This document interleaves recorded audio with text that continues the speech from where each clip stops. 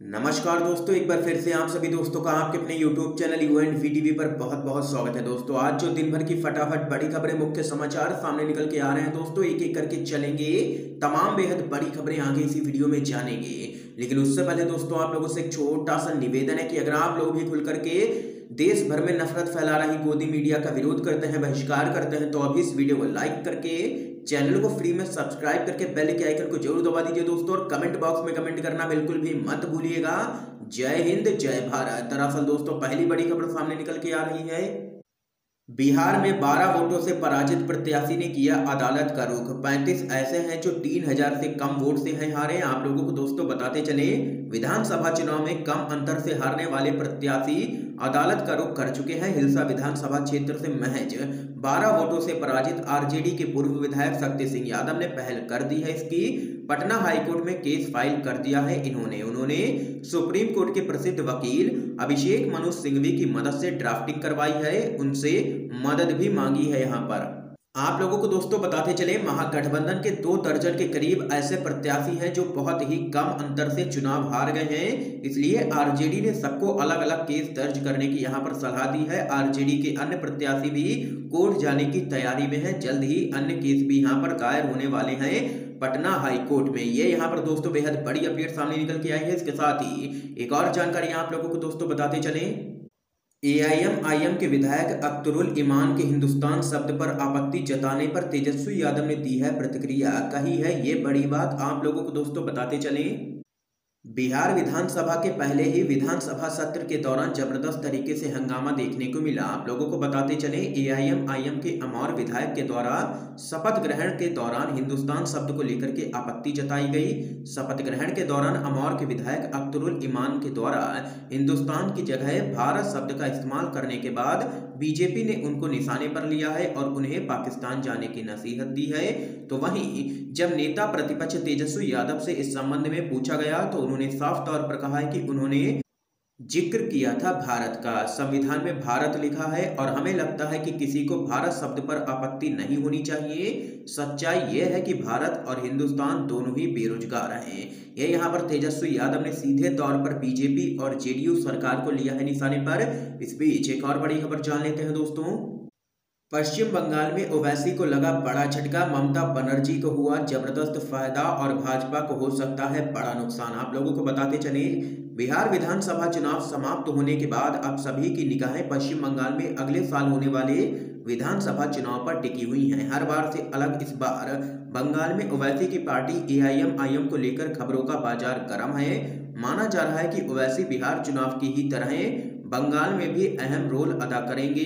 बिहार चुनाव को आधार बनाकर के अटकलें लगाई जा रही हैं कि बंगाल में एआईएमआईएम का प्रदर्शन बेहतर हो सकता है।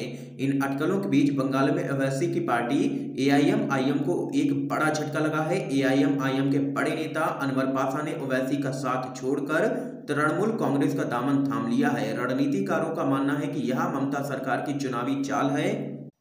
तो वहीं यह सियासी घटनाक्रम भाजपा के लिए भी एक झटके की ही तरह है। ऐसा कहना इसलिए उचित है क्योंकि अनवर पाशा बंगाल में एआईएमआईएम के अध्यक्ष थे। उनकी पार्टी छोड़ने की वजह से एआईएमआईएम के वोट बैंक पर असर पड़ना तय है, जिसका फायदा सीधे तौर पर टीएमसी को हो सकता है और भाजपा को नुकसान झेलना पड़ सकता है। देख सकते हैं कि टीएमसी ने बीजेपी और यहाँ पर एआईएमआईएम को दिया है तगड़ा झटका। इस बीच एक और बड़ी खबर आप लोगों को दोस्तों बताते चलें, अमित शाह ने आदिवासी के घर का नहीं खाया था खाना। ममता बनर्जी का बड़ा दावा 5 सितारा होटल से आया था। आप लोगों को दोस्तों बताते चले, अगले साल होने वाले पश्चिम बंगाल विधानसभा चुनाव को देखते हुए हाल ही में केंद्रीय गृह मंत्री और बीजेपी के पूर्व अध्यक्ष अमित शाह ने पश्चिम बंगाल के बांकुड़ा जिले का दौरा किया था। इस दौरान उन्होंने एक आदिवासी के घर खाना खाया था। शाह के इस दौरे और आदिवासी परिवार के साथ उनके खाना खाने का जमकर के प्रचार किया था। लेकिन अब राज्य की मुख्यमंत्री ममता बनर्जी ने बड़ा दावा किया है कि जो खाना अमित शाह ने खाया था वो 5 स्टार होटल में बनाया गया था। तो वहीं सीएम ममता बनर्जी ने एक जनसभा को संबोधित करते हुए अमित शाह के आदिवासी परिवार के घर खाना खाने को दिखावा करार देते हुए बीजेपी पर तीखा हमला बोला है। खबर के मुताबिक ममता बनर्जी ने कहा है कि बांकुड़ा जिले में आदिवासी के घर अमित शाह का जाना दिखावा था। ये यहाँ पर दोस्तों देख सकते हैं कि पश्चिम बंगाल के मुख्यमंत्री ममता बनर्जी ने अमित शाह को लिया है निशाने पर और कहा है कि बीजेपी सिर्फ दिखावे की ही राजनीति करती है और लोगों को बांटना जानती है। ये यहाँ पर ममता बनर्जी ने जोरदार हमला किया है अमित शाह के ऊपर। इसके साथ ही दोस्तों एक और बड़ी अपडेट आप लोगों को बताते चले। 1 मिलियन यानी कि 10 लाख फॉलोवर्स होने पर मगन हुए आरबीआई के गवर्नर। तो गौरव वल्लभ बोले 5 ट्रिलियन इकोनॉमी हो गई। कि आप लोगों को दोस्तों बताते चले, कोरोना महामारी के चलते भारत की लगातार गिर रही अर्थव्यवस्था को लेकर के चिंताजनक स्थिति बनी हुई है, लेकिन प्रधानमंत्री मोदी इसके विपरीत बड़े बड़े दावे कर रहे हैं। इस बीच एक खबर सामने निकल के आई है कि भारत के सेंट्रल बैंक आरबीआई के ट्विटर हैंडल के फॉलोअर्स की संख्या 1 मिलियन यानी कि 10 लाख पार कर चुकी है। इसकी जानकारी यहां पर खुद आरबीआई के गवर्नर शक्तिकांत दास ने दी है। तो वहीं दोस्तों आप लोगों को बताते चले, इस पूरे मामले पर विपक्षी दलों के नेताओं ने मोदी सरकार को घेरना शुरू कर दिया है। इस मामले में आम आदमी पार्टी के नेता राघव चड्ढा ने आरबीआई के गवर्नर शक्तिकांत दास के द्वारा किए गए ट्वीट को रीट्वीट करते हुए प्रधानमंत्री मोदी पर निशाना साधा है। उन्होंने पीएम मोदी के बयान का हवाला देते हुए तंज किया। आम आदमी पार्टी के नेता राघव चड्ढा ने लिखा है कि तो क्या हुआ अगर हम 5 ट्रिलियन तक नहीं पहुंच पाए, कम से कम हमारे सेंट्रल बैंक ने 1 मिलियन का आंकड़ा तो पार कर ही लिया है। तो वहीं कांग्रेस के प्रवक्ता गौरव वल्लभ ने कहा है कि सर आपके अनुमान से 5 ट्रिलियन डॉलर की अर्थव्यवस्था बनाने के लिए कितने मिलियन फॉलोअर्स की जरूरत पड़ेगी। ये यहाँ पर कई नेताओं ने लिया है, देख सकते हैं मोदी सरकार को निशाने पर इस पूरे मामले में। इसके साथ ही एक और बड़ी अपडेट आप लोगों को बताते चले दोस्तों, मुसीबत में बिहार के पूर्व शिक्षा मंत्री मेवालाल चौधरी कुलपति ने अभियोजन चलाने के लिए मांगी है राजभवन से अनुमति। आप लोगों को दोस्तों बताते चले, बिहार में नीतीश सरकार की अगुवाई वाली एनडीए सरकार में कुछ घंटों के लिए शिक्षा मंत्री बन इस्तीफा देने वाले तारापुर के विधायक और बिहार कृषि विश्वविद्यालय के पूर्व कुलपति मेवालाल चौधरी की मुश्किलें बढ़ने वाली हैं। इसी बीच आरजेडी ने नीतीश कुमार की सरकार पर हमले किए हैं। आरजेडी ने एक बार फिर सवाल किया है कि आपके नवरत्नों में अपराधी और भ्रष्टाचारी ही क्यों हैं और इनके मंत्रियों को भ्रष्टाचार बड़ी बात क्यों नहीं लगती है। तो यहाँ पर दोस्तों देख सकते हैं कि मेवालाल चौधरी की मुश्किलें बढ़ने वाली हैं। यहाँ पर कुलपति ने अभियोजन चलाने के लिए मांगी है राजभवन से अनुमति। इसके साथ ही एक और बड़ी अपडेट आप लोगों को दोस्तों बताते चले, तेजस्वी यादव ने बिहार की एनडीए सरकार को दे दी है बड़ी चुनौती। कहा 1 महीने में नहीं दिए 19 लाख रोजगार तो होगा बड़ा आंदोलन। आप लोगों को दोस्तों बताते चले, आरजेडी के नेता और राज्य के पूर्व उप मुख्यमंत्री तेजस्वी यादव ने नीतीश सरकार पर करारा हमला बोला है। तेजस्वी यादव ने कहा है कि जनता ने बदलाव का जनादेश दिया और चुनाव आयोग ने अपना नतीजा घोषित किया, फिर भी सबको शुभकामनाएं। तेजस्वी यादव ने आगे कहा है कि भ्रष्टाचार, बेरोजगारी और महंगाई के मुद्दे पर लोगों ने वोट दिया था। नीतीश कुमार ने एक बार फिर से चोर दरवाजे से सरकार बनाई है। सरकार में आने के बाद नीतीश कुमार ने वही काम किया है जिसके लिए वो जाने जाते हैं।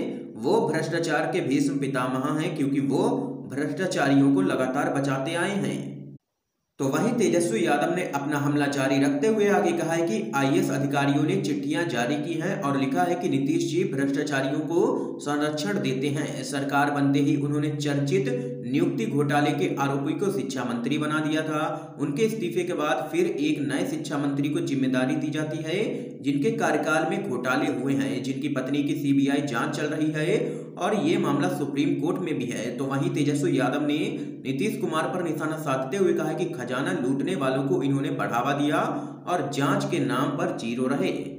तो वहीं तेजस्वी यादव ने एनडीए सरकार को चुनौती देते हुए कहा है कि मैं बीजेपी और जेडीयू की सरकार को चुनौती देता हूं कि अगर 1 महीने के अंदर 19 लाख रोजगार नहीं दिए तो जिस 1 करोड़ 24 लाख जनता ने हमें वोट दिया है उनके साथ हम सड़कों पर उतरेंगे और जबरदस्त तरीके से आंदोलन करेंगे। ये यहाँ पर तेजस्वी यादव ने बड़ी चेतावनी दे डाली है बिहार की एनडीए सरकार को। इस बीच एक और बड़ी खबर सामने निकल के आ रही है दोस्तों, पश्चिम बंगाल में चुनाव आ रहे हैं इसलिए भाजपा लव जिहाद के नाम पर लोगों को भड़का रही है। ये यहाँ पर कहना है शिवसेना का। आप लोगों को दोस्तों बताते चले, देश भर में इस वक्त लव जिहाद का मुद्दा सियासी गलियारों में चर्चा का विषय बना हुआ है।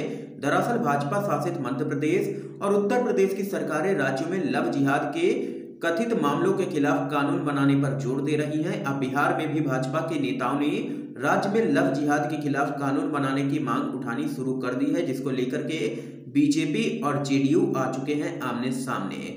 भाजपा के लव जिहाद के मुद्दे को इस तरह से हवा देने पर विपक्षी दलों के द्वारा इसका जबरदस्त तरीके से विरोध भी किया जा रहा है। इस पूरे मामले में शिवसेना के नेता और सांसद संजय राउत ने नीतीश कुमार सरकार पर निशाना साधा है। उन्होंने मुंबई में मीडिया से बात करते हुए कहा है कि भाजपा के कुछ नेता महाराष्ट्र में भी लव जिहाद को लेकर कानून लाने की मांग उठा रहे हैं। दरअसल महाराष्ट्र के पूर्व मुख्यमंत्री देवेंद्र फडणवीस ने बीते सप्ताह देश में लव जिहाद की घटना को रोकने के लिए कानून लाने पर जोर दिया था। ये यहाँ पर कहना था बीजेपी के नेता का। इस पूरे मामले में संजय राउत ने कहा है कि पहले बिहार की नीतीश सरकार शादी के कारण धर्मांतरण के लिए कानून बनाए या इसे लव जिहाद करार दे, इसके बाद महाराष्ट्र सरकार इस बारे में सोचेगी। शिवसेना नेता संजय राउत का कहना है कि पश्चिम बंगाल में होने वाले विधानसभा चुनाव के मद्देनजर भाजपा इस मुद्दे को उठा रही है। ये यहाँ पर देख सकते हैं दोस्तों, शिवसेना ने लिया है बीजेपी को निशाने पर। इसके साथ ही एक और बड़ी खबर आप लोगों को बताते चले दोस्तों, नए श्रमिक कानून से खत्म हो जाएंगी 40 लाख से भी ज्यादा नौकरियां, बढ़ेगी आर्थिक गुलामी। ये यहाँ पर कहना है कांग्रेस का। केंद्र की मोदी सरकार को लिया है निशाने पर। आप लोगों को बताते चले, मोदी सरकार के नए मजदूर कानून को लेकर कांग्रेस ने गंभीर आरोप लगाए हैं। कांग्रेस ने कहा है कि इस कानून में बदलाव कर मोदी सरकार मजदूर और कामकाजी तबके के शोषण के लिए नई तरह की गुलामी को बढ़ावा दे रही है। कांग्रेस का कहना है कि इस नए श्रमिक विरोधी कानून से आर्थिक गुलामी की स्थिति बन जाएगी। कांग्रेस ने आशंका जताई है कि इस कानून से संगठित क्षेत्र में 41 लाख नौकरियां खत्म हो जाएंगी। आप लोगों को बताते चले, कांग्रेस के महासचिव रणदीप सिंह सुरजेवाला ने कहा है कि भारत में गुलामी प्रथा एक सदी पहले खत्म हो चुकी है, लेकिन मोदी सरकार ने अपने पूंजीपति मित्रों को फायदा पहुंचाने के लिए पेशेवर सुरक्षा, स्वास्थ्य व काम करने की स्थिति संहिता 2020 के जरिए आर्थिक गुलामी की व्यवस्था कर दी है। उन्होंने कहा कि बीजेपी सरकार ने शोषण रोकने की बजाय मजदूरों और उत्पादन कार्य में लगे कामकाजी तबके के दमन की खुली छूट दे दी है। तो वहीं दोस्तों, सुरजेवाला ने आगे कहा है कि नए नियमों के अंतर्गत फैक्ट्री में काम करने वाले मजदूरों के लिए 12 घंटे की शिफ्ट का प्रावधान किया जा रहा है, जिससे उनके पास फैक्ट्री आने के लिए घंटों तक का सफर करने, आराम करने, घर के काम करने या फिर परिवार को देने के लिए समय ही नहीं बचेगा और उनके काम और जीवन का संतुलन बिगड़ जाएगा। इससे भारत में मजदूर एवं कर्मचारी वर्ग की शारीरिक एवं मानसिक सेहत पर बुरा असर पड़ेगा। तो वहीं कांग्रेस के नेता ने कहा है कि इस नियम के लागू होने के बाद फैक्ट्रियों में काम करने वाले 1/3 कर्मचारियों के पास कोई काम ही नहीं बचेगा और वे बेरोजगार हो जाएंगे, क्योंकि उद्योग मौजूदा 3 शिफ्ट के बजाय सिर्फ 2 शिफ्ट में काम करने की व्यवस्था लागू कर देंगे। इन्हीं यहाँ पर तमाम बातों को कहते हुए रणदीप सिंह सुरजेवाला ने घेरा है केंद्र की मोदी सरकार को। इसके साथ ही दोस्तों, एक और बड़ी खबर जान लेते हैं। राहुल गांधी ने पीएम मोदी से पूछा किसे पहले मिलेगी कोरोना की वैक्सीन। आप लोगों को दोस्तों बताते चलें, कांग्रेस के नेता राहुल गांधी ने पीएम मोदी से सवाल पूछा है कि सरकार किन्हें सबसे पहले कोरोना वैक्सीन उपलब्ध कराएगी, सरकार की रणनीति क्या है। तो वहीं आप लोगों को बताते चले, राहुल गांधी ने ट्वीट कर मोदी सरकार से कोरोना वैक्सीन की उपलब्धता को लेकर के कुछ सवाल पूछे हैं और उम्मीद जताई है कि प्रधानमंत्री मोदी इनका जवाब जल्द ही देंगे। आप लोगों को बताते चले, राहुल गांधी ने पहला सवाल यहां पर पूछा है कि सभी कोविड वैक्सीन उम्मीदवारों में से भारत सरकार किसका चयन करेगी और क्यों। तो वहीं दूसरा सवाल यहां पर राहुल गांधी ने पूछा है, पहले वैक्सीन किसे मिलेगी और वितरण रणनीति क्या होगी सरकार की। तीसरा सवाल है राहुल गांधी का, क्या मुफ्त टीकाकरण सुनिश्चित करने के लिए पीएम केयर्स फंड का उपयोग किया जाएगा। ये यहाँ पर कुछ सवाल पूछे हैं राहुल गांधी ने पीएम मोदी से। दोस्तों, आज की तमाम बेहद बड़ी खबरें थी जो आप लोगों ने यूएनवी टीवी पर जानी है। वीडियो पसंद आया हो तो इस वीडियो को लाइक करके ज्यादा से ज्यादा शेयर कीजिएगा ताकि आप सभी के दोस्त भी इन खबरों को जान सकें। वीडियो देखने के लिए दोस्तों आप सभी का बहुत बहुत धन्यवाद।